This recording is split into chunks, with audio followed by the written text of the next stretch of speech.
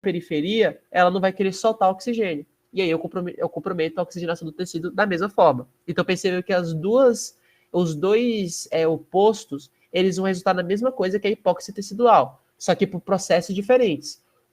Eu não vou conseguir trocar o oxigênio com o alvéolo, e no outro eu não consigo soltar o oxigênio no tecido, tá? Enfim. E por fim, nós temos o CO2. Quanto maior a pressão de CO2, menor a afinidade da hemoglobina pelo oxigênio. Isso aí, quanto menor, consequentemente. E é aqui que eu deixei em detalhe para vocês sobre a variação de pressão. Lembra que eu disse que a pressão do CO2 não é o único fator que delimita isso, certo? Mas um dos que faz a justificativa da pressão do CO2 se manter de 46 para 40 é justamente o fato de que ele consegue fazer com que a hemoglobina atue adequadamente, tá? E aqui seria a adição de 2,3-DPG, que é o que eu falei anteriormente, que seria a substância feita pela mãe, certo? Esse aqui faz com que a afinidade da hemoglobina pelo oxigênio no sangue da mãe reduza e a do feto aumente. Então, de novo, o deslocamento do gráfico para a direita faz com que haja diminuição da afinidade e para a esquerda faz com que haja aumento da afinidade. O efeito Bohr, como eu tinha mencionado, ele está associado com a concentração de íons H+, que é o pH, a concentração de CO2, que é a pressão, e a temperatura, beleza? Quando você aumenta qualquer um desses processos, eu vou estar associado com o efeito Bohr. Então, se o meio fica mais ácido, se o meio fica com maior concentração de CO2, ou eu aumento a temperatura, eu desencadeio o efeito Bohr, que é a perda da afinidade da hemoglobina pelo oxigênio, certo? Por fim, o transporte de dióxido de carbono. O dióxido de carbono, que é o CO2, ele vai estar mais concentrado, como vocês sabem, lá na periferia. Então, por isso que nós temos a troca constante. Então, a gente avalia por uma outra perspectiva, a gente pensa primeiro no tecido. Então, o que acontece?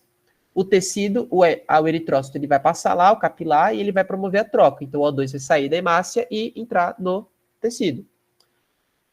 O que isso favorece? A concentração de CO2 vai estar alta, então, consequentemente, vai fazer com que a hemoglobina perda a afinidade para o oxigênio e solte. Só que nessa situação, a hemoglobina ela também vai ter uma maior afinidade pelo CO2, entre aspas, certo? E o CO2 ele vai ser transportado em direção ao pulmão de 3 formas.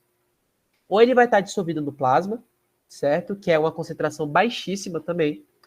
Ou ele vai estar na forma de bicarbonato, onde através da enzima anidrase carbônica eu vou ter a associação desse CO2 com uma água, formando cloro e bicarbonato, da anidrase carbônica mais água, formando o bicarbonato, e a partir do influxo de um cloro eu promovo o efluxo da base, que é o bicarbonato, mais um hidrogênio, beleza? Então, a anidrase carbônica é que catalisa essa reação.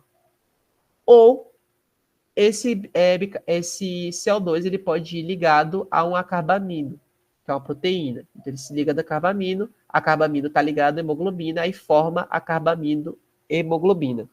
Beleza? Então, são essas 3 formas que ele pode ir. Quando chega lá no alvéolo, o que acontece?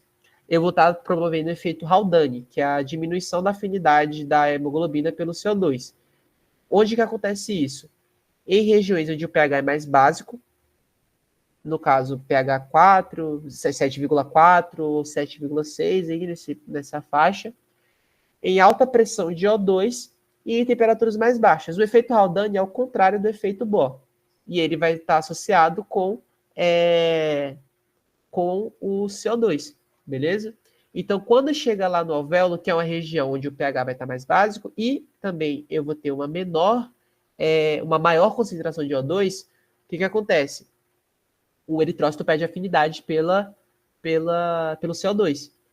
Aí, o CO2 que estava em forma de carbamina-hemoglobina, ele é convertido em CO2 e é liberado. O bicarbonato, ele vai ser convertido também pela anidrase carbônica, vai formar CO2 de novo e é liberado. E aquele que está vindo no sangue, é diluído no plasma, ele vai ser liberado também. Beleza? O princípio que eu quero que vocês entendam é que ele nunca vai sair na forma a qual ele foi convertido anteriormente. Então, ele não vai sair na respiração na forma de carbamino ou na forma de bicarbonato. Ele sempre é convertido em CO2 primeiro para depois ser liberado. Beleza? Essa parte aqui da atuação da anidrase carbônica não é tão fundamental que vocês entendam agora. A única coisa que vocês precisam saber é a anidrase carbônica pega o CO2 e forma bicarbonato. Só. Saber dessa atuação junto com H2O para formar bicarbonato, saber que tem um cotransportador de cloro para poder botar o bicarbonato para fora, e esse hidrogênio que vai junto com o bicarbonato, vocês não precisam saber, tá? Isso é fisiologia, não é biofísica. Então, vocês só precisam saber mesmo que a anidrase carbônica converte CO2 em bicarbonato no tecido e bicarbonato em CO2 lá a nível de alvéolo, tá? Esse é o ponto. A carbamino é uma ligação do CO2 na proteína carbamino, formando a carbamino hemoglobina, que vai voltar para o alvéolo e vai se desprender, liberando CO2 também. E o que está indo na solução, ele vai na solução mesmo, mas é uma concentração muito baixa, beleza? Não, o CO2, se ele for na circulação, ele deixa o sangue ácido, e aí promove a acidose metabólica, como vocês já sabem. Aqui é uma figura dos processos de conversão do CO2 em um capilar sistêmico, certo? Uma figura que indica tudo que eu falei. E, por fim, aqui, só para associar para vocês, o efeito Bohr e o efeito Haldane. O efeito Bohr e o efeito Haldane nada mais é do que a afinidade por O2 e a afinidade por CO2, certo? O efeito Bohr, ele promove a redução da afinidade da hemoglobina pelo O2. Então, quando o pH fica mais ácido, quando a temperatura aumenta, ou quando a pressão de CO2 está mais alta, eu promovo o efeito Bohr, certo? Ao contrário, tem o efeito Haldane, que é a diminuição da afinidade pelo CO2. Então, além disso, quando a pressão de oxigênio está alta, quando o pH está mais básico ou a temperatura está mais baixa, eu reduzo a afinidade do grupamento M pelo CO2 e, consequentemente, eu favoreço a ligação do O2.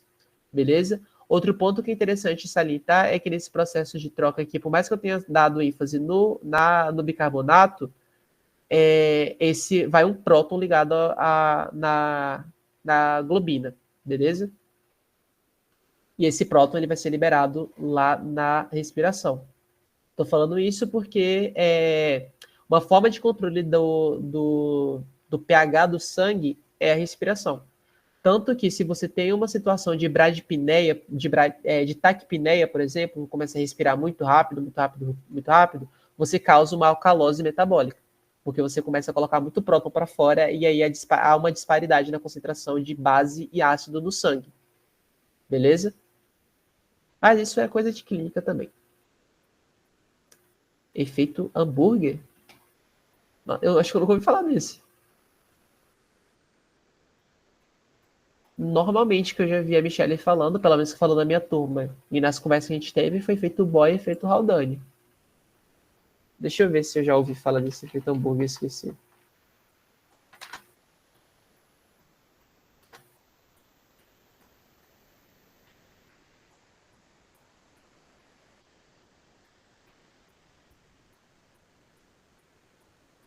Está dizendo que o efeito hambúrguer é o fenômeno fisiológico de deslocamento do cloreto nos glóbulos vermelhos.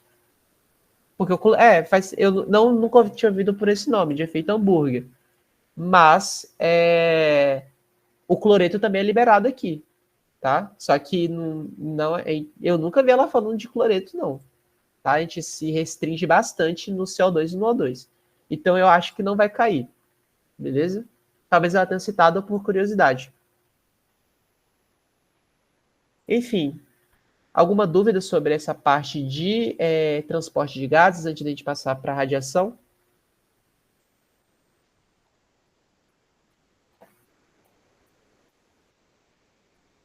Não? Perfeito. Então vamos passar para a próxima.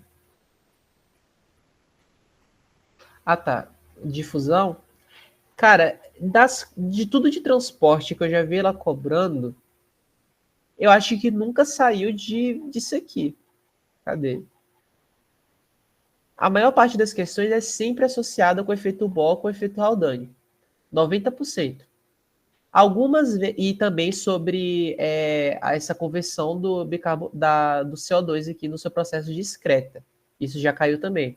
Então, cai efeito Bohr cai efeito Haldane, cai essa parte de conversão do CO2, que eu já vi caindo, e também eu já vi caindo sobre a lei de Fick, que está relacionada à espessura da membrana. Tá? Mas de resto, não tem muita coisa para cobrar sobre isso daqui, não. Porque se cobrar, a chance dela pular de biofísica para fisiologia é muito alta. Então, assim, foque nessa parte. Efeito Bohr, efeito Haldane, forma de transposição dos gases no plasma, e saibam as leis. Tipo assim, dá para resumir cada uma das leis com uma frase. Sabendo cada uma das frases, se cair, vocês matam a questão. Tá? A lei de Fick é a lei da espessura da área de superfície e da pressão. A lei de Dalton é a lei da pressão total. E a lei de Henry é a da coeficiente de solubilidade. Ah, esse aqui também já caiu, na verdade. Então, lei de Henry, coeficiente de solubilidade e capacidade de um gás de se diluir em água. Lei de Dalton, pressão total, somar todas as pressões do gás que compõem a mistura. Lei de Fick, superfície de contato, espessura e pressão. Se aumenta a superfície de contato e pressão, aumenta a difusão. Se aumenta a espessura da parede, reduz a pressão.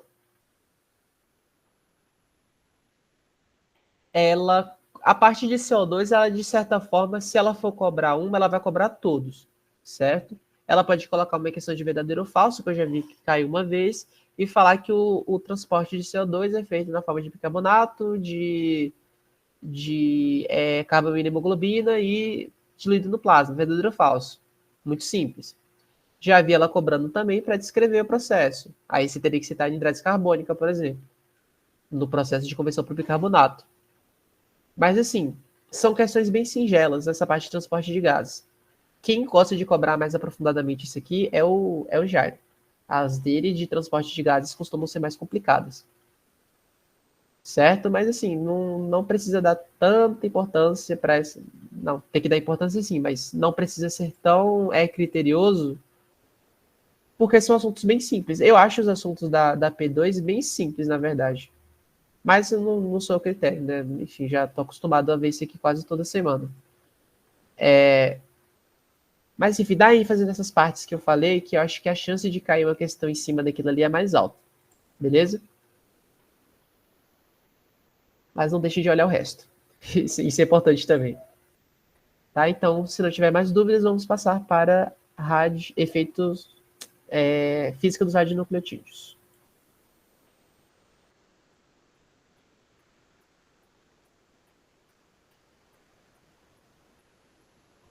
Essa parte que vai ser rapidinho, eu acho que eu mato em menos de meia hora para também não ficar acumulando vocês, porque eu dei monitoria sobre isso essa semana, né? Então, vamos lá. Física dos radionucleotídeos. Só, pera.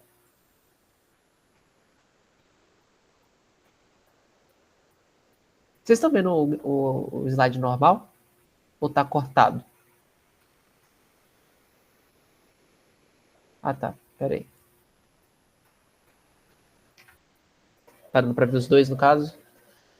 Perfeito. Então, física dos radionucleotídeos é um assunto tranquilo também. Ela não gosta de botar muita questão sobre isso, tá? Detalhe, ela gosta de colocar a questão em cima do acidente do Césio, tá? Então a chance de cair efeitos biológicos é mais alta do que cair de física dos radionucleotídeos. Então, nem precisa ver o filme para falar a verdade, tá? Aquele filme ele é super desnecessário. É muito interessante, mas é desnecessário. Normalmente ela vai cobrar emissão e capacidade de atravessar. No máximo é isso. Beleza? Mas, conforme a gente for passando, eu vou falando melhor sobre o que cai. Tá. Então, radioatividade nada mais é do que a emissão de partículas ou energia de um núcleo de um átomo, certo? Então, essa emissão, ela sempre vai ser espontânea, beleza? Então, é um processo que ele vai acontecer naturalmente a partir de disparidade na concentração dos componentes do núcleo, beleza? As radiações, elas podem ser tanto excitantes quanto ionizantes.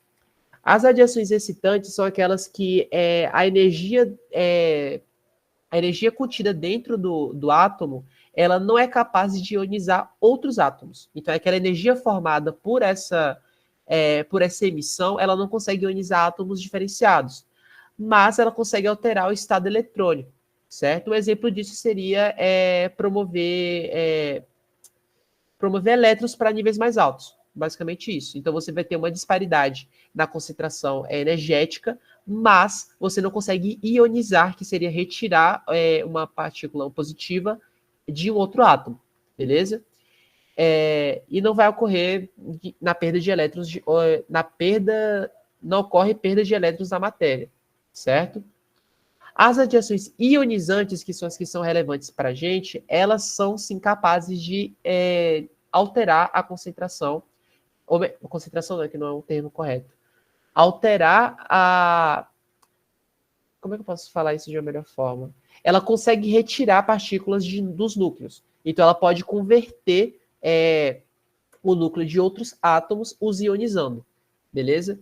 Normalmente é dentro da radiação ionizante que a gente trabalha. A radiação ionizante ela pode ser tanto corpuscular quanto eletromagnética. A corpuscular é a emissão de partículas com massa e com carga, e as eletromagnéticas são aquelas que são emissões que não têm carga e nem massa. Então, das corpusculares, a gente tem como exemplo as emissões alfa e beta, além dos nêutrons, certo? Que são partículas, são palpáveis. E as eletromagnéticas, nós temos os raios gama e o raio X, que eles são pura energia. Não tem partícula, não tem próton ou nêutron saindo. Pense assim, não tem matéria. É apenas a energia dissipada. Tá? A gente vai falar melhor um pouco sobre cada uma delas posteriormente. Então, a radioatividade existe em átomos naturais e átomos preparados artificialmente. Vocês já viram, acredito que vocês devem ter visto no ensino médio, que existem elementos que são sintetizados, certo? Esses elementos sintetizados, a partir da proposta do criador, ele pode sim ser criado na intenção de emitir energia, certo? Além do fato de que nós somos capazes de induzir esse processo, certo? Um exemplo disso seria o processo de fricção nuclear. Isso faz com que haja a emissão de energia pelos núcleos. Consequentemente, você tem uma emissão de radiação. Tá? Se ela vai ser corpuscular eletromagnética, depende. Mas ele é um processo induzido.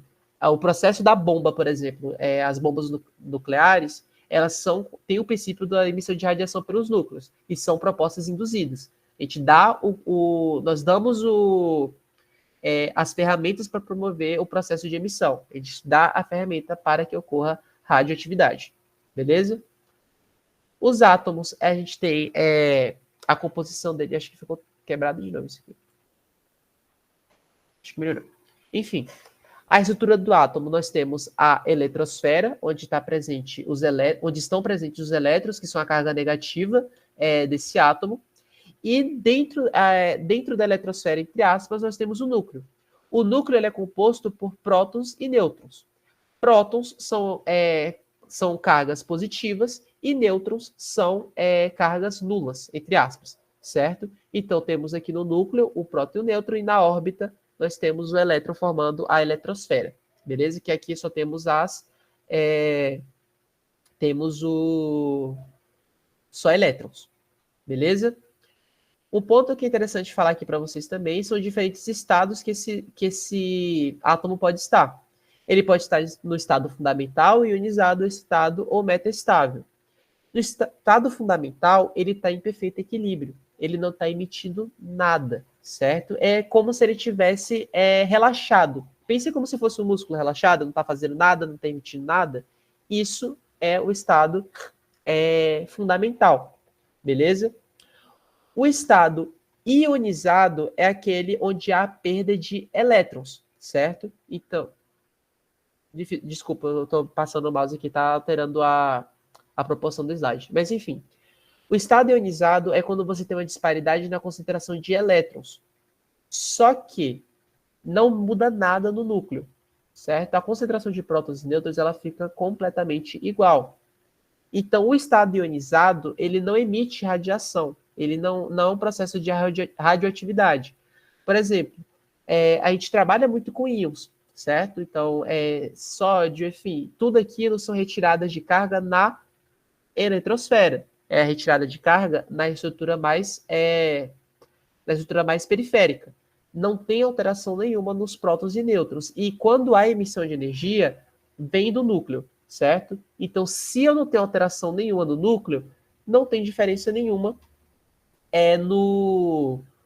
não tem a capacidade de emitir energia. Vamos deixar assim, beleza? No estado excitado, o que acontece? Ah, desculpa, eu falei de diminuição, mas é ganho e perda, tá? Eu esqueci de mencionar isso. Ele pode tanto ter o ganho de elétrons quanto a retirada de elétrons. E, novamente, não emite radiação. Ele perde elétrons, mas não tem problema no núcleo. O estado excitado, e aí sim a gente começa a falar sobre radioatividade, é quando o núcleo está com energia acima do normal, certo? Quando que ocorre esse estado excitado? Quando acabou de emitir algum tipo de outro tipo de radiação. Então, quando você emite radiação beta-alfa, pode ser que ele esteja em estado excitado, certo? Quando ele recebe um nêutron, quando ele tem algum tipo de rearranjo na sua estrutura interna que promova a alteração, a disparidade na força forte e na força fraca, certo? E basicamente isso. Ou quando ele sofre colisão com alguma outra partícula, quando ele se choca, que é o princípio da fricção atômica que eu mencionei anteriormente. O detalhe que tem que eu gosto de salientar aqui é quando ele está no estado excitado, ele sempre vai liberar energia em forma de radiação gama, tá? Então, qual a diferença então do excitado para metaestável? O excitado e metaestável, ele tem exatamente o mesmo princípio. Então, é a mesma coisa, vai ter alteração, vai ter disparidade na energia do núcleo, e isso vai promover emissão de radiação gama. Acontece a mesma coisa com os dois. Qual a diferença, então? O estado excitado, ele é muito rápido. Então, ele vai ocorrer assim, muito menos que um segundo, em milissegundos, certo? O metaestável não. Ele vai continuar emitindo posteriormente. Pode durar dias, pode durar horas, pode durar dias, pode durar semanas. Beleza? Então, a diferença entre o estado excitado e o metaestável é o tempo. O princípio é o mesmo. Eu tenho acúmulo de energia no núcleo e essa energia ela vai ser dissipada em forma de radiação gama. Isso faz com que ele faz uma tentativa de estabilizar, certo? Todo o processo de radiação é para tentar estabilizar o núcleo, seja emissão alfa, seja emissão beta, seja emissão gama. Todos os três têm como princípio estabilizar o núcleo. Qual a diferença do excitado para o metaestável? No excitado, ele estabiliza esse núcleo muito rápido, certo? Então, ele emite radiação e para. No metaestável, não, ele demora para conseguir fazer isso. E aí, você vai ter um processo de emissão contínua de radiação, certo? Enfim, além disso, a gente pode avaliar algumas outras características. Por exemplo, os isótopos. Os isótopos são o mesmo átomo, só que tem um número de prótons idêntico, mas ele vai ter número de nêutrons diferente. Então, vocês vão ver que ele vai ter o número atômico igual, mas a massa vai ser diferente, porque vai ter diferentes concentrações de nêutrons, beleza? Os isótopos podem ser classificados em dois tipos. Ou eles são estáveis, quando eles não se modificam espontaneamente, ou instáveis, quando eles vão emitir partículas ou energia pelo núcleo. Então, os estáveis são aqueles isótopos que, quando altera a concentração de nêutrons, ele vai continuar tranquilo, certo? Vai ter alteração do átomo? Vai, obviamente. Mas não tem emissão. Os instáveis, não. Os instáveis, essa disparidade de concentração entre prótons e nêutrons vai promover acúmulo de energia. E essa energia ela vai ser ou retirada em forma de partícula ou em forma de energia direta. Beleza? E é por isso que esses instáveis eles são chamados de radioisótopos ou radionucleotídeos ou radioelementos. São todos sinônimos. Beleza? Nada mais são do que isótopos que conseguem emitir radiação, certo? Quando essa disparidade na concentração de nêutrons diverge, ou melhor, induz a liberação de energia. Tranquilo? E também temos os isômeros. Esses isômeros eles têm o mesmo número de prótons e nêutrons, mas a quantidade de energia no núcleo é diferente, certo? Então, nós temos diferentes, o mesmo elemento, então, bromo, tecnécio, índio, só que percebam que a massa está igual, certo? Também está tendo o mesmo número atômico. Então, a concentração de prótons e nêutrons são a mesma. A diferença está no quê? No acúmulo de energia, beleza? Vai ter uma energia superior. Esses isômeros eles podem estar no estado metaestável, que é quando ele está com excesso de energia, e ele vai liberar em forma de radiação, ou ele pode estar no estado fundamental, que ocorre logo após ele estar no estado metaestável, que assim que ele emite essa energia, ele entra no estado fundamental, certo? Aqui seriam os exemplos de isômeros, bromo, tecnécio e índio. Aqui em cima eu tenho os exemplos de hidrogênio. Hidrogênio é com a massa 1, massa 2 e massa 3, beleza? Eu não vou lembrar agora exatamente qual é, mas se eu não me engano, o hidrogênio radioativo é esse aqui, beleza? Enfim, isso também não importa, tá? Ela não vai perguntar lá na prova qual que vai ser, enfim, isso depende muito e vocês não precisam decorar. Beleza, compreendemos o processo, o que são os tipos de emissão, ou perdão, o que pode provocar as emissões. A partir disso, a gente vai compreender como que essas emissões vão ser datadas. Certo? Datadas não, que é o termo de tempo. Vão ser determinadas. Basicamente, ela vai estar associada à estabilidade nuclear, beleza? Quando eu mencionei anteriormente no estado ionizado, é porque não teve alteração no núcleo. Por isso que, se você tem disparidade na concentração de elétrons na eletrosfera, eu altero a funcionalidade do átomo, altero, mas eu não vou ter emissão de radiação, porque o núcleo ele vai estar íntegro. Quando eu tenho alteração no núcleo, na relação entre prótons e nêutrons, aí sim eu tenho a possibilidade de emissão de radiação, certo? Então, no núcleo, os prótons eles vão ser mantidos juntos com os nêutrons. O que acontece? Prótons são cargas positivas, certo? Naturalmente, cargas positivas se repelem.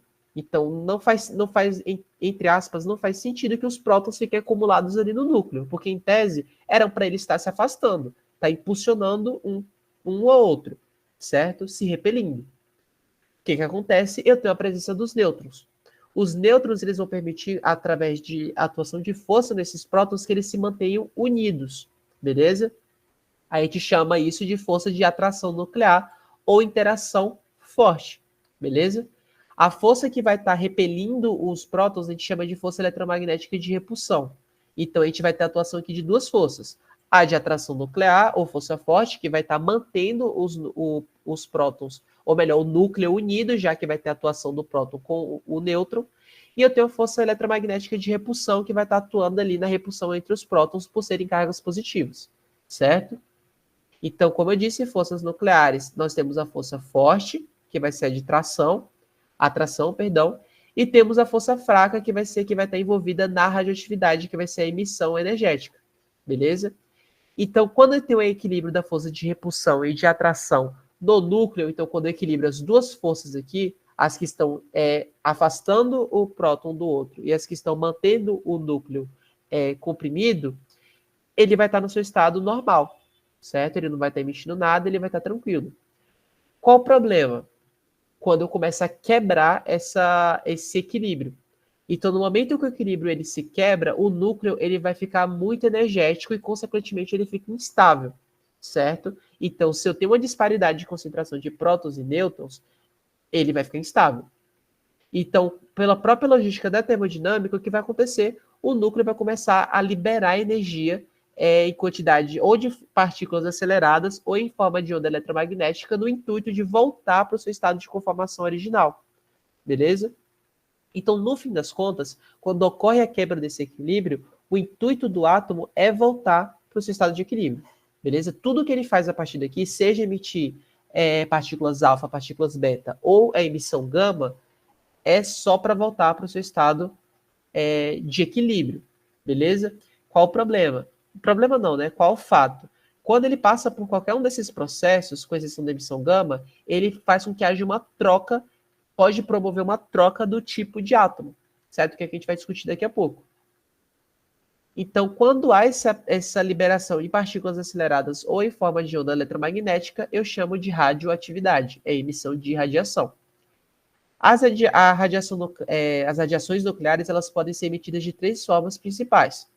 Ou é a radiação alfa, onde eu tenho a liberação de uma quebra do núcleo, certo? Ou pode ser emitida na forma de radiação beta, que é onde há uma conversão, que eu vou explicar posteriormente, ou em forma de radiação gama, que é quando você tem uma liberação de energia pura, não tem partícula envolvida, certo? Então, começando primeiramente com a emissão alfa. O que acontece na emissão alfa? Pensem assim, que forma eu tenho de equilibrar o núcleo? Eu vou começar a quebrar o núcleo e jogar ele para fora, certo? No intuito de realmente promover um estado de equilíbrio. Então, quando ele começa a fragmentar o núcleo, ele vai começar a emitir partículas que vão ser constituídas de 2 prótons e 2 nêutrons. Então, ele pega 2 prótons, 2 nêutrons e joga para fora. Isso é emissão alfa. A emissão alfa, ela no fim das contas, ela vai ser semelhante com o núcleo do hélio, certo? Por isso que ele vai ter uma capacidade de fotoativa muito maior, mas isso não vem ao caso, beleza? O que eu quero que vocês lembrem da partícula alfa é que ele fragmenta o núcleo e libera esse fragmento e chama isso de partícula. A partícula alfa é um fragmento do núcleo, até porque o núcleo ele é composto por próton e nêutron. Se eu libero o próton e nêutron, automaticamente eu vou estar fragmentando o meu núcleo, beleza? Então, quando ele faz isso, ele perde energia e, consequentemente, ele tenta voltar para o seu estado normal, certo? Só que o que acontece? Primeiro, a emissão alfa ela é exclusiva de núcleos pesados, certo? Então, só vai acontecer em núcleos que têm a massa superior ou igual a 150, beleza? Nesse caso, o átomo ele sempre vai se transformar em algum outro elemento mais leve. Lembra que eu disse que um dos princípios da radiação é a conversão de um elemento para outro, aqui em cima? É justamente isso. No momento que ele começa a perder átomo, ele vai se transformar em outra coisa, beleza? Então, um exemplo seria a conversão do rádio em radônio. Quando você tem a emissão alfa, eu vou ter a perda de 2 elétrons e 2 prótons, consequentemente, eu vou ter uma redução aqui na massa e no meu número atômico. Basicamente, eu vou estar me transformando em outro elemento, beleza? No caso do rádio para o radônio. Então, esse é o princípio. E detalhe, o núcleo sempre tem que ser acima de 150, a massa, tá? Só para vocês não esquecerem esse fator. E partindo para a parte da parte física desse átomo, a gente sabe que a penetração dele é muito limitada, porque por ser uma partícula, ele tem massa, certo? Então a chance dele penetrar é muito mais baixa.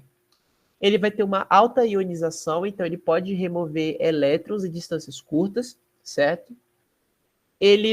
Qualquer blindagem para ele serve, então papel, papelão, a pele em si, tecido, ele não consegue atravessar, certo? A partícula alfa, ela é muito, muito tranquila em relação à sua capacidade de transformação do tecido, beleza? Vai viajar numa velocidade baixa, de certa forma, tem uma trajetória retilínea, então ele vai se mover numa linha uniforme, e ele interage muito com a matéria. Então, no momento que ele se choca, ele já perde a sua atuação, beleza? Isso se dá justamente pela sua massa e carga. Ele possui os dois. Então, quando ele é emitido, ele colide com outros átomos e, consequentemente, ele perde a sua energia, tá? Então, a radiação alfa, o que eu quero que vocês saibam para a prova ou saibam para a vida mesmo? Ela acontece a partir da fragmentação do núcleo, ocorrendo a emissão de próton e nêutron, beleza? Saber que são dois é bom? Mas se não souber também, é só saber que está sendo emitido próton e nêutron, certo? Quando esse próton e nêutron é emitido, há uma conversão do elemento para um outro elemento. Então, ele deixa de ser o elemento X e passa para ser o elemento Y. E essa emissão ela só acontece em núcleos pesados, apenas e somente. Beleza? Isso é o que eu quero que você saiba de radiação alfa, além de que ela tem uma penetração incrivelmente limitada. Qualquer coisa protege de radiação gama. Beleza? Seguindo, nós temos a emissão beta, certo? Que aqui eu vou ter a emissão de uma partícula com a massa do elétron, que pode ser negativa ou positiva. Aí a gente chama de negatron ou positron, beleza? Então, o que vai acontecer aqui na emissão beta? Ela é bem mais sutil do que a emissão alfa, então ela é mais singelo, vamos dizer assim, porque lá na alfa eu tive a emissão de uma partícula inteira, né? Eu tive um pedaço do núcleo sendo liberado. Aqui não, eu vou ter a conversão de partículas dentro do núcleo. Então eu vou converter um próton em um nêutron, ou eu converto um nêutron em um próton. Beleza? Aí a gente chama de négatron ou pósitron, dependendo de como vai acontecer essa transformação. Beleza? Então, nessa forma aqui de emissão beta negativa, que a gente chama de négatron, a gente tem uma emissão por núcleos de massa intermediária e leve, e isso acontece quando eu tenho um excesso de nêutron. Então, quando lá naquele núcleo eu tenho muito nêutron, o que vai acontecer? Algum desses nêutrons vai se converter em um próton, certo? E um elétron vai ser expulso em forma de radiação beta. Então, é basicamente isso que acontece. Um nêutron se converte em próton e eu libero um elétron, certo? Aqui eu tenho a conversão de carbono em nitrogênio pela alteração, pela emissão de elétron e conversão de próton, tá? Isso é um négatron. Eu não lembro se é négatron ou negatron. Enfim, não importa. Então, esse é o ponto que você tem que saber. A emissão beta negativa ela vai acontecer por excesso de nêutrons. O nêutron se converte em próton e um elétron é expulso. O elétron que é expulso que promove a formação da emissão beta. Beleza? Então, perceba. Aqui em cima eu tinha massa sendo colocada para fora. Um pedaço grande do núcleo. Aqui não. Aqui eu vou estar emitindo de forma bem mais sutil. Isso é bom? Não necessariamente. Beleza? O Césio 137, que é o do acidente, e aqui eu vou dar um destaque para discutir um pouco sobre ele, porque precisa saber, o Césio ele passa por uma modificação semelhante. Semelhante não, ele acontece realmente isso. O Césio 137, na sua conformação normal, ele vai estar atuando nesse átomo. Quando ele é exposto, ele vai emitir partícula B-, ele vai emitir um négatron, certo? O que vai acontecer? Eu vou ter uma alteração na concentração a concentração nuclear e ele perde um elétron, certo? Quando ele perde esse elétron e eu tenho uma modificação da quantidade de prótons no núcleo, o césio se transforma em bário. Só que qual é o problema? O bário, ele emite radiação gama. Então, todo o problema que aconteceu lá em Goiânia não tinha necessariamente a ver com o césio. O problema foi o bário, que é originado a partir do césio, certo? Então, a presença do césio em si, ela não causa muito dano, porque partículas beta não causam muito dano. Só que conforme o césio vai sendo convertido em bário, aí sim há o problema, porque a radiação gama, ela tem uma alta capacidade penetrativa. E ela causa muito problema na célula, beleza?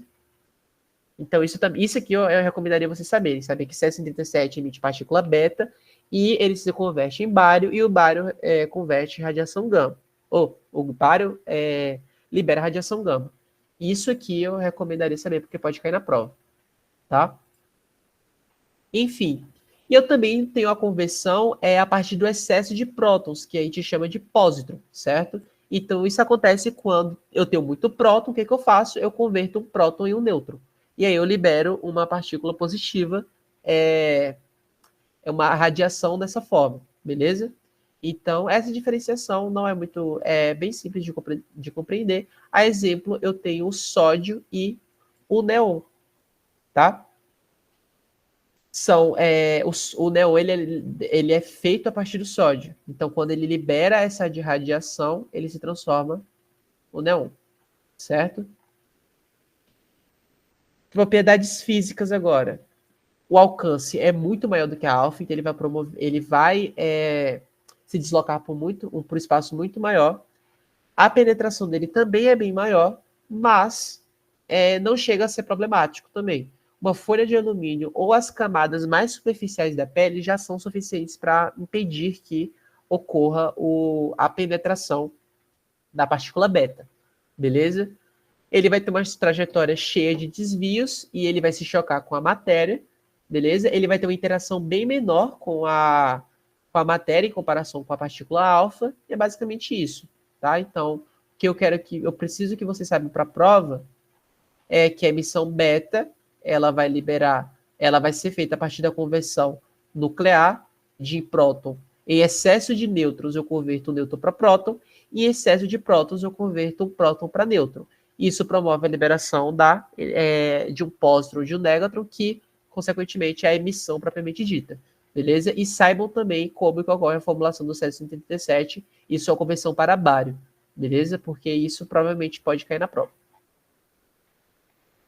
Por fim, a emissão gama, que é a emissão mais problemática dentre todas, certo? A emissão gama, ela é energia pura, certo? Ela é energia eletromagnética. Então, ela não tem carga elétrica e ela também não tem massa, beleza? Então, não emite carga positiva ou carga negativa. Ela emite energia pura, beleza? Ela sempre vai acontecer após a emissão alfa ou beta. Isso quer dizer que toda vez que eu tiver emissão alfa ou emissão beta, eu vou emitir radiação gama? Não, tá? Quer dizer que ela acontece quando tem emissão alfa ou beta. Não necessariamente toda emissão alfa ou beta emite radiação gama, beleza? Ela vai acontecer quando ocorre uma tentativa do núcleo de se estabilizar, certo? Quando a emissão beta e a emissão gama nessas circunstâncias, a concentração de energia no núcleo vai estar muito alta e ele vai tentar estabilizar. Essa tentativa de estabilizar é a emissão de radiação gama. Então, ele libera energia para tentar voltar para a sua conformação normal. Beleza? Só que o que acontece? Pelo fato de ser energia pura, ele vai ter um alcance elevadíssimo, certo? Vai ter uma capacidade de penetração muito, mas muito alta em comparação aos outros. Então, até o momento, a gente estava pensando que a forma de prevenção era o quê? Era a pele, era uma folha de alumínio, era uma folha de papel. Aqui a gente está falando de chumbo, certo? A disparidade de material para impedir que restrinja a penetração desse tipo de emissão é muito diferenciado, certo? E ele também viaja na velocidade da luz no vácuo, certo? Que é desse quilometragem aqui que eu não vou ler, 3.000, né? Milésimo. Enfim, muito aí de quilômetros por segundo, certo? Detalhe que pense que ele vai ser impedido, tá? Eu acho que o interessante de falar dessa parte da velocidade aqui é que parece que no momento que você emite, ele vai atravessar tudo instantaneamente, não é assim. Quando ele se choca em determinadas estruturas, ele perde essa capacidade, tá? A trajetória é sinuosa, significando que ele vai em formato de onda, tipo assim. Não no meu desenho perfeito, mas deu para entender, certo? E ele vai ter uma interação bem pequena com a matéria. E por serem menores, a probabilidade dele se chocar é menor, certo? Então, a radiação gama ela é a mais problemática, tá? Isso aqui é uma exemplificação de diferentes radiações. Radiações não ionizantes, radiações ionizantes. Então, temos frequência extremamente baixa, frequência muito baixa, que é a frequência do computador, e as ondas de rádio. Tá? Um detalhe que eu gosto de salientar nessa parte aqui, porque é uma fake news absurda, é que ficar perto do micro-ondas vai fazer com que você cresça um braço, vai ter alteração genética. Não vai, tá? A única chance de um micro-ondas te machucar é se ele explodir. Não vai fazer nada além disso, beleza?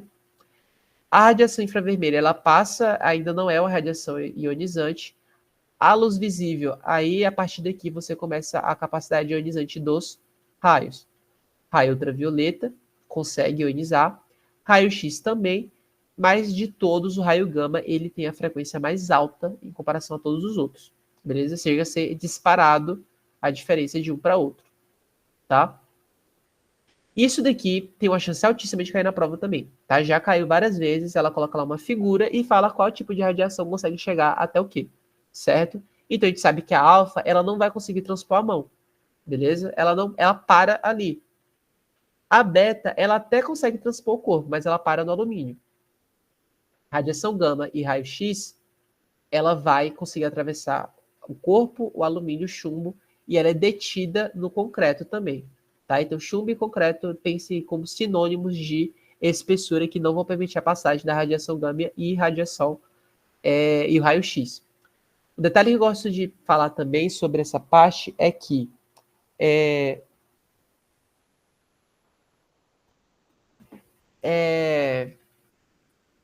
Eita, me perdi. Eu recebi mensagem aqui e acabei dissociando. O detalhe que eu gosto de salientar é que radiação beta, por exemplo, ela não consegue atravessar o corpo de forma nociva.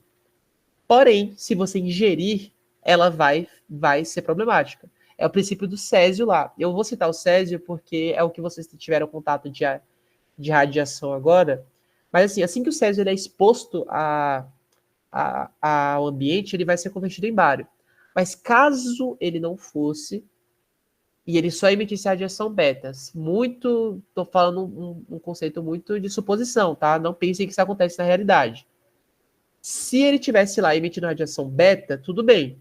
Agora, se eu vou lá, pego aquele pozinho e como, aí sim ele vai ser problemático, tá? Porque ele vai estar dentro do corpo. Então, tanto isso vale para a radiação alfa também, certo? Se a radiação foi emitida dentro do corpo, aí é problema. Mas a capacidade de transpor tecido é exclusivo da radiação gama, tá? E dos raios-x. Enfim, ainda falta decaimento. Por fim, essa radiação ela tem um tempo. Como eu disse, os núcleos eles estão em constante tentativa de voltar para o seu estado normal, beleza? Então, o decaimento radiativo nada mais é do que a diminuição da radioatividade com o passar do tempo. Então, novos átomos radioativos que você formam decaem até alcançar a configuração estável, exatamente o que eu falei. Eles vão tentar ficar estáveis. Só que isso depende muito do átomo e tipo de radiação que está sendo emitida, beleza? Então, quando a gente fala da metade da concentração de átomos que estão emitindo radiação, a gente chama de meia-vida, beleza?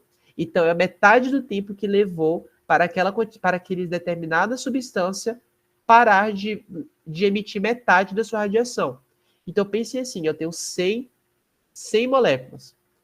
Todas elas estão emitindo radiação. O tempo que leva para que 50 delas parem de fazer isso, eu chamo de meia-vida. Só que meia-vida é acumulativo. Então, pense assim, 100 moléculas passa para 50. A meia-vida de 50 é 25. Aí vai sendo constante nesse sentido, até chegar a zero.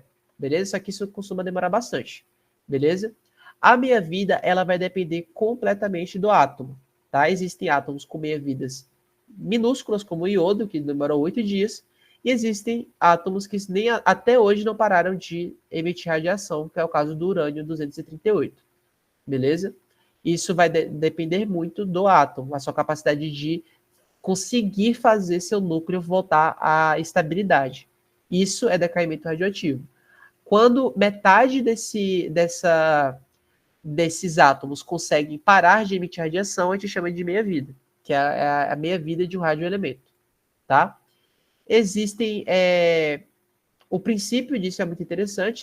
Não é à toa que o carbono 14 ele é utilizado para a datação de fósseis, porque você consegue induzir quanto tempo aquele fóssil tem a partir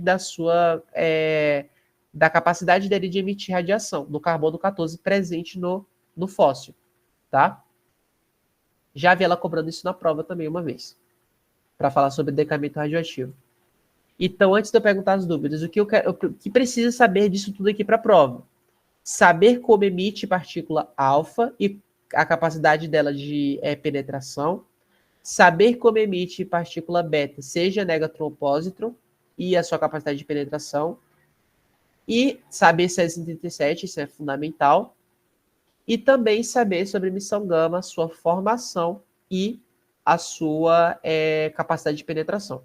Beleza? Isso é fundamental para a prova. Alguma dúvida sobre essa parte? Alguma coisa que não ficou claro?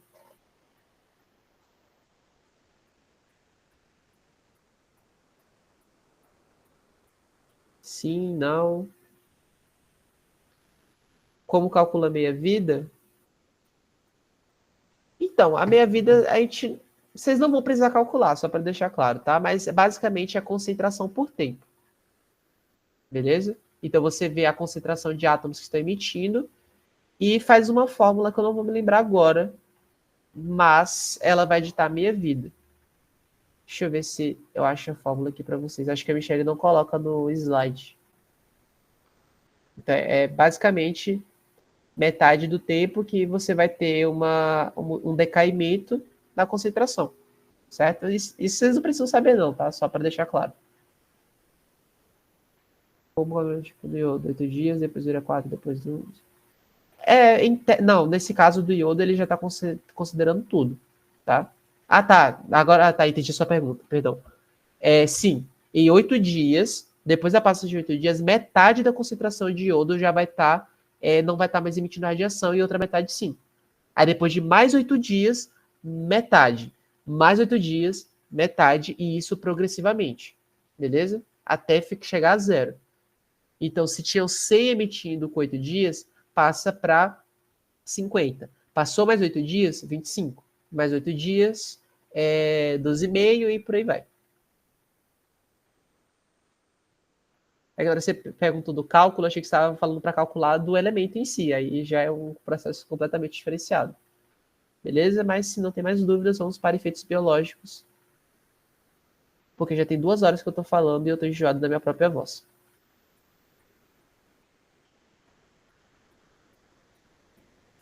Rapidinho, porque eu já falei tudo que eu tinha de falar de radiação, certo? Então, a gente já sabe que a radiação é a transferência de energia de um sistema para outro, certo? Seja pelas partículas, seja pelas ondas eletromagnéticas, certo? Então, as partículas dotadas de massa são as partículas alfa e beta, e aquelas que são ondas eletromagnéticas, que são as partículas...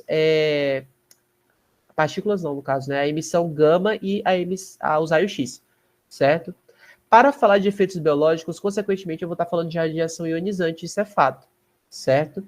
São aquelas onde os fótons ou as partículas conseguem produzir íons de matéria. Então, o que isso quer dizer?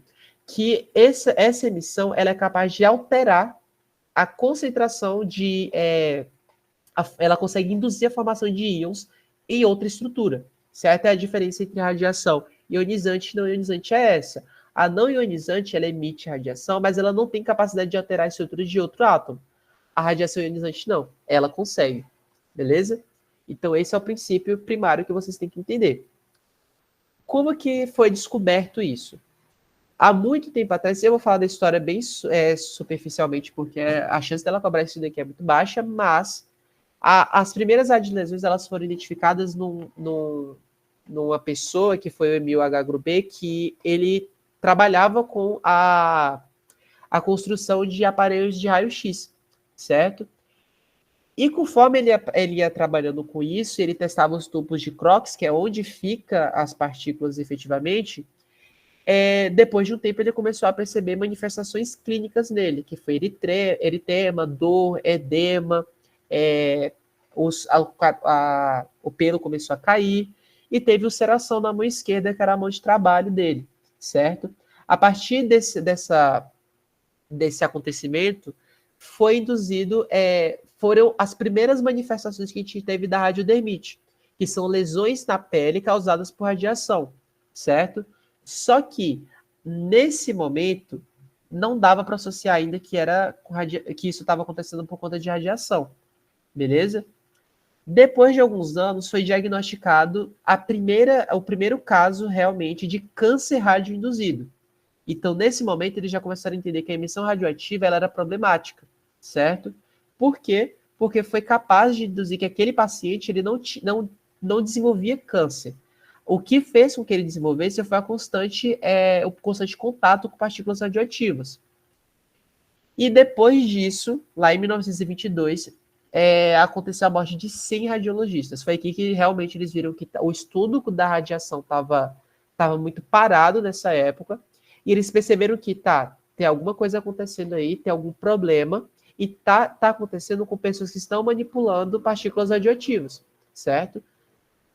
Logo, o estudo aqui ficou mais intenso.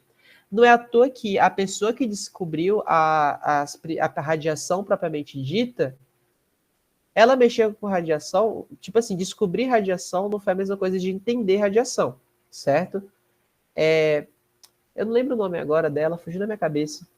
Mas a pessoa que descobriu as primeiras partículas radioativas, ela estava em contato direto com a radiação constantemente. Então, eu não me lembro agora se ela realmente morreu por conta da radiação, mas ela ia morrer, isso é um fato. Tá? Ela estava exposta a quantidades altíssimas de radiação por muito tempo. A mesma coisa que aconteceu com esses radiologistas e com esses caras que manipularam os aparelhos.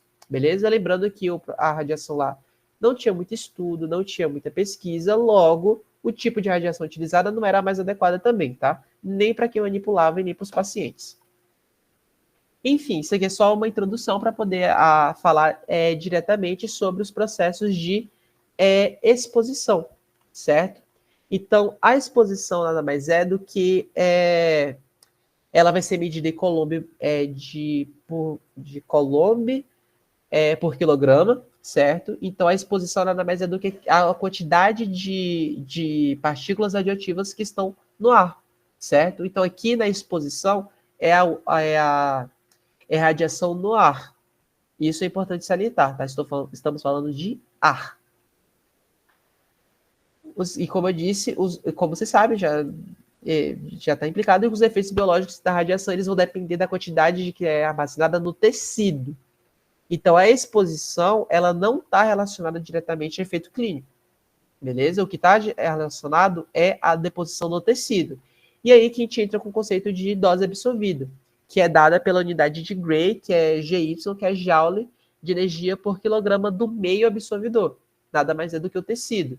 Então, agora eu vou estar deixando de avaliar o ar e passo a avaliar o tecido propriamente dito. A dose absorvida nada mais é do que a concentração total de radiação presente naquele tecido. Quanto maior for a dose absorvida, maior é a chance de promover algum tipo de dano, certo? Isso é bem óbvio. Só que existem diferentes tipos de radiação e elas vão fazer coisas diferentes no corpo. Então é necessário que eu introduza nessa logística um conceito onde eu consiga avaliar os diferentes tipos de radiação, certo? E aí entra a lógica da dose equivalente. Então, a dose equivalente ela vai relacionar o dano biológico com as doses de radiação e leva em conta os diferentes tipos de radiação, certo? Ela vai ser dada pela unidade de Sievert, que é SV, que vai ser produto da dose absorvida pelo fator de qualidade, que tá, isso aqui é um número padrão para os tipos de emissão radioativa. Então, a emissão alfa tem a dela, a emissão beta tem a dela, a emissão gama tem a dela, beleza? E, obviamente, se a gente for tabelar entre os três, a emissão gama é a mais problemática. Então, o que isso quer dizer propriamente dito? Qual a necessidade de avaliar isso? Quer dizer que se eu tenho uma dose absorvida fixa de radiação alfa e radiação gama, por exemplo, para botar dois extremos, o que vai variar? A dose equivalente. A dose equivalente da radiação gama ela é muito maior quando comparada com a da radiação alfa. Então, mesmo que eles estejam na mesma concentração, a capacidade de induzir dano da gama, é muito maior, beleza? Então, é para isso que a gente precisa introduzir a dose equivalente nessa equação, justamente para promover a introdução da lógica de que os tipos de radiação vão promover danos diferenciados ao corpo, tá? Isso quer dizer que se eu tiver um acúmulo descomunal de radiação alfa, eu não vou causar dano? Não é isso, tá? A diferença aqui é que precisa de muito mais radiação alfa para eu conseguir implicar algum efeito, ou, por exemplo, induzir uma radiodermite, por exemplo. Beleza? Esse princípio é interessante de saber. Tá? Então, Sievert é igual ao produto da dose, então GY mais QF mais DF. E tá explicando parte por parte aqui. Dose, a gente já sabe o que é. É a quantidade, a concentração de radiação no tecido. Fator de qualidade está associado com com o tipo de radiação, seja ela alfa, seja ela beta, seja ela gama, beleza? E o fator de distribuição nada mais é do que a área de extensão do tecido em que essa radiação foi depositada. Por exemplo, se eu tenho a radiação sendo depositada somente no dorso da mão, é uma coisa. Se eu tenho radiação sendo depositada na coxa inteira, é um outro parâmetro. Quanto maior a área, quanto maior o fator de distribuição dessa radiação absorvida, pior vai ser o efeito. Beleza? Isso também vai depender de tecidos, mas eu vou falar sobre isso daqui a pouco.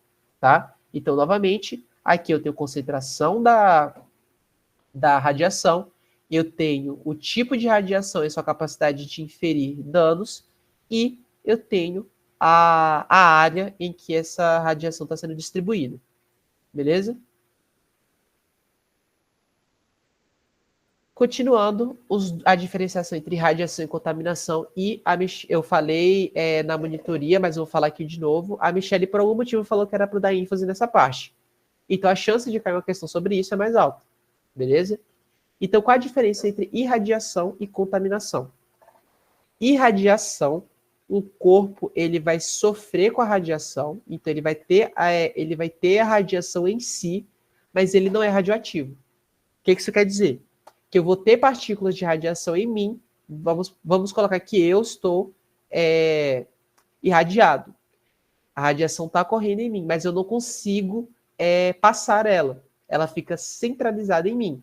Isso é irradiação. O corpo é irradiado, sofre a ação da radiação, mas ele não se torna radioativo, ele não consegue passar a radiação para frente.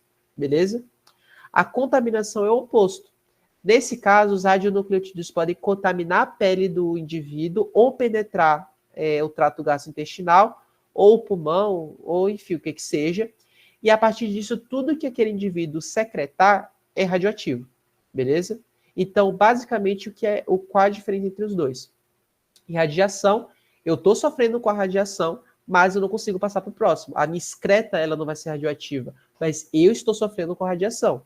Na contaminação, eu fui irradiado pela radiação, porém, todas as minhas excretas vão ser radioativas. Então, tudo que seja o ar que eu expire, seja as fezes, a urina, o suor, tudo vai estar contaminado com radiação. Beleza? Essa é a diferença. Irradiação, sofro, mas não compartilho. Contaminação, eu sofro e compartilho. Beleza? Como eu tinha mencionado anteriormente, os efeitos biológicos eles vão depender do tipo de radiação do corpo. Ela pode ser feita de forma distributiva, então é por distribuição, então eu vou ter a oferta da radiação de forma parcelada. Qual é o exemplo disso? Radioterapia, certo? O indivíduo que ele passa por um processo de radioterapia normalmente associado ao combate ao câncer, ele vai estar sofrendo doses, ele vai estar sendo irradiado com radiação, sim, mas a dose ela vai estar sendo fracionada, é uma concentração baixíssima, no intuito de promover a degradação daquele tecido em específico, certo? Sei lá, se eu tenho um câncer de esôfago, ou câncer de, sei lá, algum câncer localizado no trato gastrointestinal como um todo, enfim, não importa. A intenção é que a dose oferecida de radiação combata aquele câncer sem necessariamente alterar tanto assim as outras células saudáveis, certo? Atualmente, até onde eu sei pelos usos da pesquisa, não tem como você predilecionar. O máximo que você dá para fazer é fazer a administração local do radioterápico e esperar que ele faça efeito somente ali. Mas, como vocês sabem, isso é de lei, todo mundo conhece que pacientes que passam por radioterapia, eles vão ter alguma depressão fisiológica, seja na imuno, seja na capacidade de síntese, enfim. Quem passa por radioterapia normalmente vai ter algum problema atrelado, certo? O problema aqui que a gente discute, e é o que aconteceu lá no acidente do 77 ou nos outros acidentes radioativos, é a parte irradiada. Perdão, não é nem essa parte que eu queria falar com vocês. Cadê? Aqui, a exposição única, que eu queria mencionar. A exposição única, ela acontece o quê? Quando eu vou estar, a radiação, ela é oferecida tudo de uma vez, certo? Quando eu disse lá dos radioterápicos, é fracionado. Eu vou dar crescentes concentrações do radioterápico no intuito de promover o efeito terapêutico. Quando eu tenho uma exposição total, aí é problemático, porque eu vou estar tendo todos os tecidos sendo acometidos de uma vez só. E isso é problemático, muito, muito problemático, inclusive, tá? E outro fator que também é analisado é a parte irradiada, que foi como eu mencionei. Se for de forma localizada e for administrado numa porção, o efeito ele vai ser mais restringido, entre aspas, do que se eu administrar no corpo inteiro, certo? Só que a chance de eu ter uma indução de efeito sistêmico, mesmo que seja aplicada de forma localizada, não é nula. Isso pode acontecer. Só que os efeitos vão ser bem menores. Aquela porção onde está sendo administrada, ela vai sofrer mais com a radiação do que com as outras. Beleza? Então, são dois fatores que vão definir o tipo de radiação. A distribuição e a parte irradiada, beleza?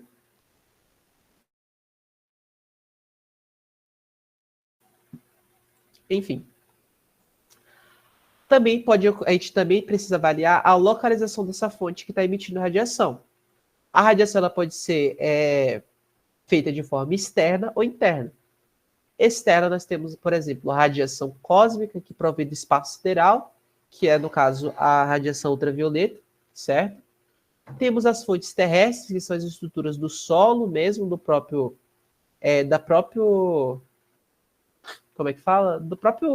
O próprio planeta está emitindo, certo? As estruturas componentes do próprio planeta. Que são, por exemplo, qualquer elemento que tenha o número atômico maior que o bismuto, ele vai estar emitindo radiação, certo? E alguns que vão apresentar radioisótopos naturais. Nesse caso, os elementos que têm o número atômico maior que o bismuto, todos eles vão ter radioisótopos, beleza? E dentre eles, o RN ele vai ser o mais relevante, certo? E também temos o tipo de radiação interna, que são ou os radionucleotídeos que são depositados nos tecidos e órgãos do corpo, que é o que acontece ou lá na radioterapia ou na emissão à radiação dos acidentes. E a fonte mais importante é um isótopo do cálcio, certo? Do potássio, perdão. Que ele também vai ser atuante à emissão interna. A partir daqui, a gente avalia realmente os efeitos do próprio organismo, beleza? Então, nós temos a dose absorvida sendo capaz de efeito estocástico ou determinístico, certo? O estocástico vão ser efeitos que vão se manifestar de forma tardia, e nem todo indivíduo vai apresentar esse efeito. Por exemplo, são mutações de tumores malignos. Um exemplo disso seria o processo que ocorreu no próprio acidente que vocês viram no vídeo. Teve paciente que ele teve efeitos tardios que foram malignos. Aqueles que desenvolveram câncer, por exemplo. Muita gente que sobreviveu ao acidente do Césio, eles estão com a predisposição muito maior de desenvolver câncer, porque eles sofreram com a radiação intensa por um período de tempo, mas esses efeitos eles podem se manifestar lá na frente, beleza? E tem indivíduo que não manifesta nada, passa pela emissão de radiação, a radiação adentra nele, mas não acontece nada. Claro que isso depende também do tipo de radiação, beleza? E também existem os eventos determinísticos ou não estocásticos, que eles vão ocorrer em todos os indivíduos irradiados. Então, todo mundo que teve contato com a radiação vai ter aquele efeito, beleza? Esses efeitos determinísticos, eles vão estar associados com a dose equivalente, que vai ser a quantidade de radiação absorvida por aquele determinado indivíduo. Então, isso vai variar da dose equivalente dentro dessa tabela de valores. Então, se a dose equivalente for entre 1 e 1,5, o tecido vai ser a medula óssea, e existem tecidos corpóreos que são mais suscetíveis à atuação da radiação. Quais são eles? Os tecidos que estão em constante proliferação. Tecidos que estão se multiplicando várias vezes. Medula óssea, células do trato gastrointestinal, as próprias gônadas também, enfim. Então, todas eles vão ter efeitos mais rápidos. Então, na medula óssea, nós temos a aplasia da medula óssea, que reduz a concentração de células sanguíneas. Nas gônadas, vai causar esterilidade. No olho, no cristalino, causa catarata. E na pele, causa radiodermite. Percebam que para você afetar a pele, a dose equivalente absorvida tem que ser altíssima. Beleza? Para vocês verem o tanto de radiação que aquelas primeiras pessoas que eu citei lá anteriormente estavam expostas. E o tempo de manifestação desses efeitos vai depender muito, certo? Ele pode ser imediato ou tardio. Então, o imediato ele vai acontecer ali em algumas horas. Então, pode causar náusea, vômito, diarreia e mal-estar. Percebam que todos esses efeitos são todos associados ao trato gastrointestinal. Por que isso acontece? Porque no momento que a radiação é emitida e você tem uma degradação, seja do DNA da célula ou da formação das estruturas dos radicais livres presentes na água, sempre os tecidos que vão estar em maior proliferação celular, eles vão ser afetados. E as células do trato gastrointestinal, elas estão sendo renovadas o tempo inteiro, certo? Por isso que os efeitos imediatos normalmente estão associados ao trato gastrointestinal. Então, náusea, vômito, diarreia e esse mal-estar causado pela desidratação, desidratação causada pelo vômito e pela diarreia, beleza? E os efeitos tardios, eles vão variar conforme a dose. Então, se as doses forem mais altas, eles vão causar efeitos como estes, certo? Ou podem causar câncer ou coisas do tipo, tá? O nível de dano, eles são alterados entre somático e genético. Então, somático é quando eu tenho alteração de proteínas, então eu vou ter morte celular. E genético é quando eu tenho lesão no DNA. E aqui que é o problema majoritário. Porque o que acontece? Se eu tenho uma radiolesão no DNA, eu vou começar a codificar proteínas incorretas, certo? Isso vai fazer com que a multiplicação celular vai ficar comprometida e eu vou começar a reproduzir células ou que não estão funcionais ou promover uma hiperproliferação celular e tudo isso culmina na formação de um tumor. Se ele vai ser maligno ou benigno, depende. Depende da sua estrutura, depende dos seus efeitos biológicos, mas sempre vai induzir isso, tá? Nesse caso, a radiação gama ela tem mais efeito. Pelo fato dela conseguir atravessar as estruturas mais facilmente, ela pode induzir efeitos genéticos mais proeminentes, tá? A radiação beta e a radiação alfa, como eu tinha dito anteriormente, elas vão ter que estar em concentrações muito altas ou vão ter que ser ingeridas pelo paciente. Aí sim, eu tenho a possibilidade de induzir esse tipo de problema, tá? E a ação sobre a molécula-alvo, ela pode ser ou indireta ou direta. Indiretamente, ela vai resultar em radicais livres, a partir da modificação de moléculas de água, que vão atuar de forma que elas vão destruir as células, ou pode ter de forma direta, quando a energia de radiação ela é absorvida pela molécula e, consequentemente, altera a sua conformação, de forma que também vai levar a algum tipo de lesão. Beleza?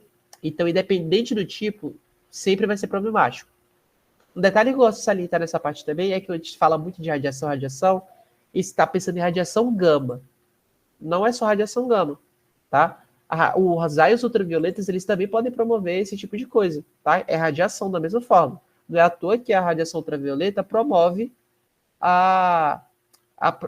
facilita, na verdade, o desenvolvimento de câncer de pele, beleza? A alteração que ela está fazendo aqui é nesse princípio igual, tá? Então não pense que a radiação gama está proveniente de césio, de bromo, desse tipo de coisa, tá? Não é só isso. Até a radiação que a gente está em constante contato, que é a radiação ultravioleta, proveniente do Sol, ela vai causar dano, beleza? Claro que de forma bem reduzida, quando comparado, mas vai causar também. Tá? Enfim, como eu tinha mencionado anteriormente para vocês, existem sensibilidades de diferentes tecidos. Tecidos vão ser mais radiosensíveis quando comparados a outros. E isso está associado, como eu mencionei, à atividade mitótica. Então, quanto maior a capacidade mitótica, ou seja, maior a capacidade proliferativa daquele tecido, maior vai ser a chance dele ser afetado pela radiação. Então, vamos pensando no sentido de capacidade de mitose, então os eritroblastos lá na medula óssea, células das criptas intestinais no intestino, células basais da epiderme, todas essas têm uma radiosensibilidade muito elevada. Então, mesmo em situações de uma oferta menor de radiação, uma dose menor, eles vão sofrer muito mais quando comparado aos outros, certo? Então, a radiosensibilidade alta, ele vai ter uma capacidade de visão muito alta e, consequentemente, ele vai ter um nível de diferenciação muito baixo, o que faz com que a proliferação dele faça com que ocorra a manifestação de erros genéticos. E aí eu vou ter uma formação inadequada. Os mielócitos e os espermatócitos também são alterados, certo? Então eles também são radiosensíveis, não é à toa que exposição à radiação causa infertilidade.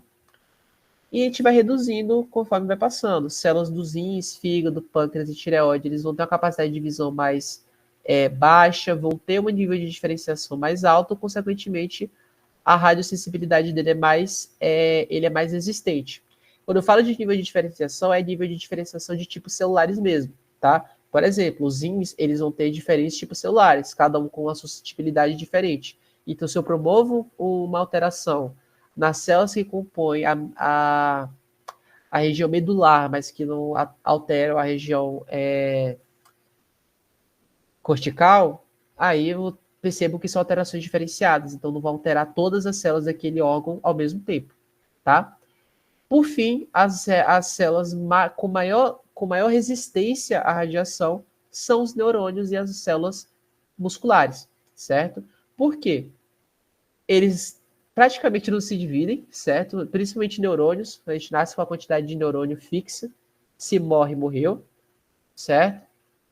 E o nível de diferenciação é muito alto, existem muitos tipos de neurônios, muitos tipos de células musculares, certo? Não pensem que se restringe só a célula estriada esquelética, estriada cardíaca e lisa, tá? A composição desses três grupamentos musculares é diferenciada. E é por isso que a radiação ela não tem tanto efeito nos neurônios e nas células musculares. Isso quer dizer que ela não afeta? Não. Quer dizer que ela vai precisar de uma dose muito maior para poder promover efeito aqui.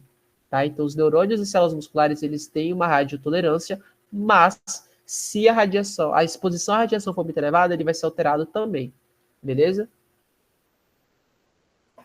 E os efeitos em função da dose, acho que eu não vou falar muito sobre isso, porque isso aqui é mais clínica, ela não vai cobrar na prova, tá? Mas basicamente temos doses infraclínicas que não vão causar nada, doses que vão gerar reações leves, então astenia, náusea, vômito, e vão desaparecer. Tem a síndrome hematopoética leve, que vai ser justamente a depressão lá na medula, beleza? E isso vai promover uma redução da sua atividade, e ela demora para voltar ao normal, mas ela volta. Tem a síndrome hematopoética grave, que você vai ter uma depressão severa da função medular e ela não volta ao normal. Tem a síndrome gastrointestinal, que vai levar a diarreia, vômito e hemorragia causada por úlceras, certo? Síndrome pulmonar, que é insuficiência respiratória aguda, e como eu disse, existe atuação lá no síndrome nervoso, do sistema nervoso central, certo? Mas olha a quantidade, olha a concentração da dose que eu preciso oferecer para alterar no sistema nervoso. E assim, um paciente que teve uma oferta dessa quantidade de radiação, ele vai morrer. Não tem o que fazer para voltar, certo? É coma e morte um pouquinho depois. Lembrando que se ele chegou a esse nível, ele passou por todos os outros atrás, certo? Ele teve síndrome pulmonar, ele teve síndrome gastrointestinal, então ele vai morrer, beleza? Se chegou a esse nível aqui, já foi. Um detalhe que eu gosto de salientar também nessa parte, e que eu acho que a professora deve ter mencionado com vocês, é que não dá para tratar a radiação. Como assim? Eu não consigo... eu fui exposto à radiação. Vou lá tomar o remédio e pronto. Não é isso que acontece, tá? A única coisa que a gente consegue fazer é tratar os sintomas da radiação. Então, a tentativa de, sei lá, se eu tive uma síndrome hematopoética grave, quando estou tendo uma depressão da função medular, o que eu faço? Eu trato com transfusão sanguínea, ou coisas do tipo. O que eu faço depende do que a radiação está fazendo. Mas eu não consigo tratar e nem retirar a radiação do corpo da pessoa, tá? Isso é um processo natural, e ela tem que ficar viva, ela tem que aguentar até que a radiação saia. Claro que isso vai depender bastante do efeito no corpo, tá? Aqui é uma exemplificação histórica, eu não acho que a professora vai cobrar nada sobre isso, mas basicamente está associada ao quando a radiação começou a ser utilizada como arma, certo? Basicamente na Segunda Guerra Mundial, após o rendimento da Alemanha, o Japão não quis se render, e aí os Estados Unidos resolveu utilizar a primeira bomba atômica, que é a Fat Man, no Japão. Ela explodiu foram uma bomba enviada para Nagasaki e uma outra para Hiroshima. E basicamente tudo isso foi uma testagem para ver o efeito da radiação no corpo humano. E assim, não foi nada bonito, né? Vocês devem imaginar. Os pacientes que não morreram pela temperatura altíssima que foi alcançada a diversos quilômetros de distância, eles tiveram lesões gravíssimas causadas pela radiação, tá? O outro exemplo foi a do acidente de Goiânia, onde eu tive o contato com o Césio-137 proveniente de estruturas hospitalares. Esse Césio estava encapsulado, enquanto ele estava encapsulado ele não tinha problema, só que um trabalhador, por não ter conhecimento, ele abriu a cápsula, e no momento que ele abriu, o Césio passou a emitir radiação gama, se convertendo em bário, CD37, e o bário começou a emitir radiação, o Césio começou a emitir radiação beta, e ele se transformou em bário, CD37, e o bário começou a emitir radiação gama, certo? E aí deu no que deu. Enfim, efeitos biológicos é super tranquilo. A parte que vocês precisam saber realmente é o que está atrelado ao Césio, mas mais que isso, eu acho interessante que vocês saibam isso daqui. A parte de radiação e contaminação, porque ela falou que era para falar para vocês. Se ela falou, a chance de cair é alta. Não estou falando que vai cair, tá? Só estou dizendo que ela me pediu. E saibam isso daqui também, tá? Já caiu em prova anteriormente. Então, saibam que o produto da dose é absorvida pelo fator de qualidade e pelo fator de distribuição, concentração, tipo de radiação e superfície de contato, tá? E o que mais que eu acho interessante que vocês saibam? Saibam isso daqui também, tá? Tempo de manifestação, nível de dano e ação sobre a molécula-alvo. Mas, assim, são coisas meio óbvias, imediato. Tempo de manifestação, ou é na hora ou é depois. Nível de dano, ou causa na proteína, ou causa radiolesão no DNA. E ação sobre a molécula-alvo, ou ele pode... A radiação é captada direta pela molécula, ou a radiação atinge a água, formando radicais livres que vão atingir a molécula posteriormente. Tá? Então, esses pontos, saibam. Aí, se ela falou que para vocês que vai para ajudar isso, então, provavelmente a questão de efeitos biológicos, ela vai extrair daí. Beleza? Então, e radiação, eu sofro com radiação, mas eu não sou radioativo, eu não passo a radiação para frente. Contaminação, além de eu sofrer com a radiação, eu me torno radioativo. Consequentemente, quem tiver contato comigo, seja pelo toque, seja pelo contato com qualquer excreta, e quando eu falo excreta não é só urina e fezes, é qualquer excreta mesmo, ar, suor, enfim, tudo vai estar radioativo e, consequentemente, vai ser capaz de irradiar outras pessoas. Foi? Alguma dúvida? Algo que vocês querem que eu fale? Que não ficou claro o suficiente? Então é isso, galera. A gente finaliza aqui, então, a nossa última monitoria, para quem não for para o aplicativo, de assunto, efetivamente. Na segunda-feira, eu vou fazer algumas questões com vocês, questões de provas antigas, certo? Obviamente, eu não vou escrever isso lá no grupo, porque eu não vou fazer provas contra a minha pessoa, mas a gente vai fazer algumas questões antigas, beleza? Para vocês desenvolverem o raciocínio que ela quer para a prova. E é basicamente isso. Qualquer dúvida era determinação de pH, efeitos biológicos, osmose, determinação de pH, capacidade tamponante dos líquidos, osmose e medida da pressão arterial. Determinação de KH e capacidade tamponante, ela só cobra de um jeito. Ela sempre cobrou do mesmo jeito. Se ela cobrar de qualquer outra forma, vai ser sacanagem com vocês. Certo? E a gente vai discutir melhor na segunda. Medida da pressão arterial, o fundamento é hemodinâmica. Então, para saber a medida, você tem que saber hemodinâmica e ponto. Certo? As questões vão estar atreladas. E osmose, a gente vai discutir também na segunda-feira. Tá? Que ela só cobra de um jeito também e eu vou discutir esse jeito na segunda. Perfeito? Diferentemente das monitorias que eu dei ontem e hoje, na segunda-feira o horário é normal, tá? 7 horas, eu vou falar lá no grupo para relembrar. Enfim, tenham um ótimo fim de semana. Não estudem hoje mais.